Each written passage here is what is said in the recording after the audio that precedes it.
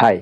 പ്ലൂറിബസ് apple T വിയിൽ റിലീസായിട്ടുള്ള ഏറ്റവും പുതിയ വെബ് സീരീസ് ഇതിന്റെ director written directed by Vince Gilligan ആണ്. അയാൾക്ക് പ്രത്യേകിച്ച് ഇൻട്രോ ഒന്നും ആവശ്യമില്ല.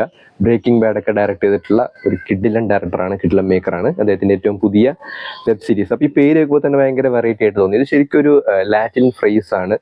വൺ ഔട്ട് ഓഫ് മെനി, അങ്ങനെയാണ് ഇതിന്റെ അർത്ഥം. ഇത് അമേരിക്കയുടെ ഒരു അൺഒഫീഷ്യൽ മോട്ടോ ആണ് ഈ പറയുന്ന ഈ വൺ ഔട്ട് ഓഫ് മെനി എന്ന് പറയുന്ന ഒരു കോൺസെപ്റ്റ്. അപ്പോൾ ഈ പ്ലൂറിബസ് എന്ന് പറയുന്ന വെബ് സീരീസ് ശരിക്കും ഭയങ്കര ഇൻട്രസ്റ്റിംഗ് ആണ്. ഇതിന്റെ ഒന്നാമത്തെ എപ്പിസോഡാണ് ഞാൻ ഇന്ന് റിവ്യൂ ചെയ്യാൻ വേണ്ടി പോകുന്നത്. ഇത് സ്റ്റാർട്ടിങ്ങിൽ നമ്മൾ കാണുന്ന സമയത്ത് ഇതെന്താ ഒരു സയൻസ് ഫിക്ഷൻ സാധനമാണെന്നൊക്കെ നമുക്ക് തോന്നും. എന്ന് വെച്ചാൽ ഈ വെബ് സീരീസ് സ്റ്റാർട്ട് ചെയ്യുന്നത് തന്നെ കുറച്ച് ഈ സ്പേസ് സയന്റിസ്റ്റുകൾ ഉണ്ടല്ലോ, ഇവർക്ക് ഒരു റേഡിയോ സിഗ്നൽ ഭൂമിയിലേക്ക് കിട്ടും. ഏകദേശം 600 പ്രകാശവർഷം അപ്പുറത്ത് നിന്ന് ആരും ഇങ്ങനെ അയക്കുന്നൊരു റേഡിയോ സിഗ്നലാണ്.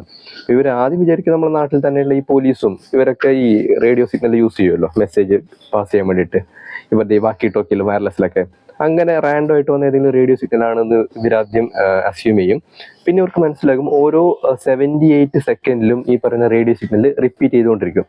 അപ്പം ഏകദേശം ഇവർക്ക് പിടികിട്ടുമല്ലോ. അതായത് എവിടെ നിന്നോ നിന്ന് കുറച്ച് ആൾക്കാർ ഒരു റിസീവറിലേക്ക് ഒരു ഐഡിയ അല്ലെങ്കിൽ ഒരു മെസ്സേജ് അയക്കാൻ വേണ്ടിയിട്ടാണ് ഇടവിട്ട് ഈ സാധനം അയച്ചുകൊണ്ടിരിക്കുന്നത്. അപ്പോൾ ഈ പറയുന്ന റേഡിയോ സിഗ്നല് എക്സാമിൻ ചെയ്യുന്ന സമയത്ത് ഇവർക്ക് മനസ്സിലായി ഇത് 4 ഫ്രീക്വൻസിയിലായിട്ടാണ് ഈ സാധനം വന്നുകൊണ്ടിരിക്കുന്നത്.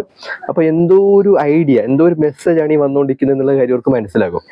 എന്നിട്ട് പിന്നെ കാണിക്കുന്നത് ഒരു എഴുത്തുകാരിയാണ്, ഒരു കരോൾ എന്ന് പറയുന്ന എഴുത്തുകാരിയുടെ ഒരു ഫംഗ്ഷൻ. അവരൊരു പുതിയതായിട്ടൊരു പുസ്തകം എഴുതും, അതിൻ്റെ പ്രകാശനമാണ് നടന്നുകൊണ്ടിരിക്കുന്നത്. അപ്പോൾ ഈ എഴുത്തുകാരിയുടെ ഫാൻസും ആൾക്കാരെല്ലാം വന്നിട്ട് ഇവർ എഴുതിയ പുസ്തകവും കാര്യങ്ങളൊക്കെ വാങ്ങിക്കൊണ്ട് പോകും.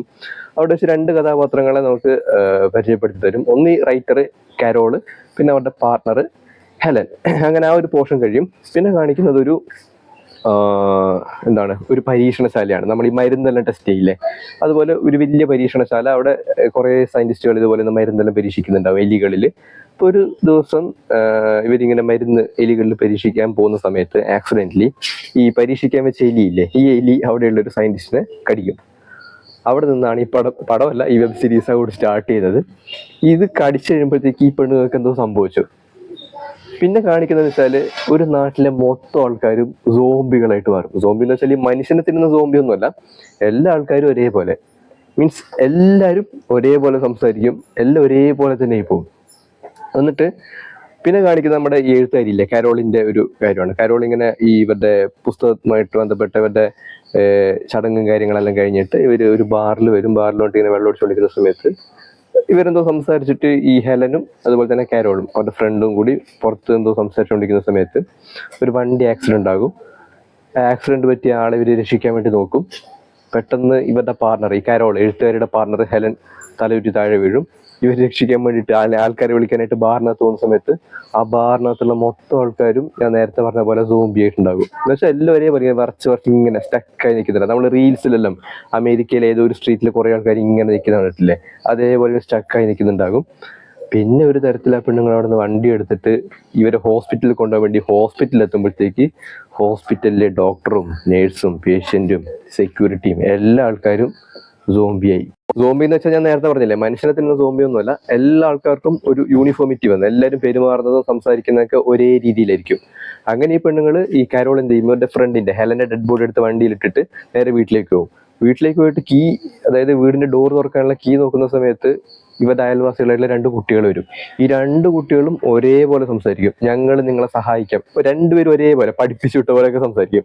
ഇത് കാണുമ്പോൾ തന്നെ ഈ കരോളിന് മനസ്സിലാകും ഈ വൈറസ് ഇവരെയും അഫക്റ്റ് ചെയ്തിട്ടുണ്ടെന്ന്. അങ്ങനെ എന്ത് ചെയ്യും, ഇവര് ഒരു തരത്തിൽ ഈ ഹെലന്റെ ബോഡി എടുത്ത് വീടിനുള്ളിൽ ഇട്ടിട്ട് ഡോർ അടച്ച് ക്ലോസ് ചെയ്യും.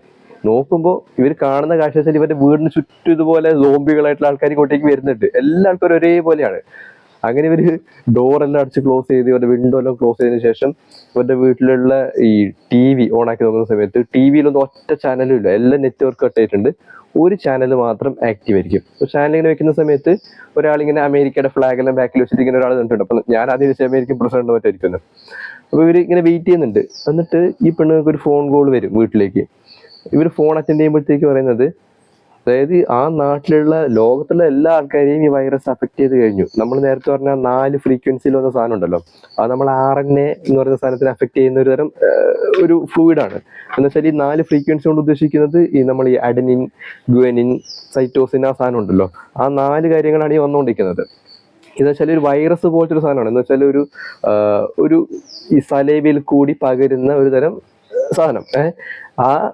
എന്താണ് ഈ സലൈവ അല്ലെങ്കിൽ ഒരു ഫ്ലൂയിഡ് എത്ര ആൾക്കാരിലേക്ക് സ്പ്രെഡ് ആവുന്നുണ്ടോ അവർക്കെല്ലാം ഈ പറയുന്ന അസുഖം ബാധിക്കും. അവിടെ വെച്ചാണ് ഇതിന്റെ 1ാമത്തെ എപ്പിസോഡ് അവസാനിക്കുന്നത്.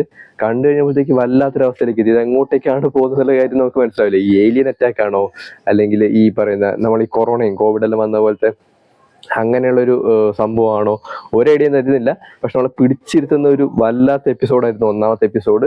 ഗംഭീരമായിട്ടുള്ള മേക്കിംഗ് ആണ്. എല്ലാ ആൾക്കാരുടെ അഭിനയം, മേക്കിംഗ്, അതിന്റെ technical side, music, cinematography. Music വെച്ചാൽ ഭയങ്കര ഹോണ്ടിങ് ആയിട്ടുള്ളൊരു മ്യൂസിക്കാണ്. ഈ പടത്തിന്റെ അവസാനം ഒരു പാട്ട് പോലൊരു സാധനം വരുന്നുണ്ട്. അത് ഒരു ഭയങ്കര ഒരു മ്യൂസിക് സംഭവമാണ്. ഒന്ന് കണ്ടു നോക്കുക. വല്ലാത്തൊരു എപ്പിസോഡായിരുന്നു അത്. അപ്പൊ 2ാമത്തെ എപ്പിസോഡിന്റെ റിവ്യൂ ഞാൻ നാളെ കണ്ടിടുന്നതായിരിക്കും. സോ ഇതാണ് പ്ലറിബസ്.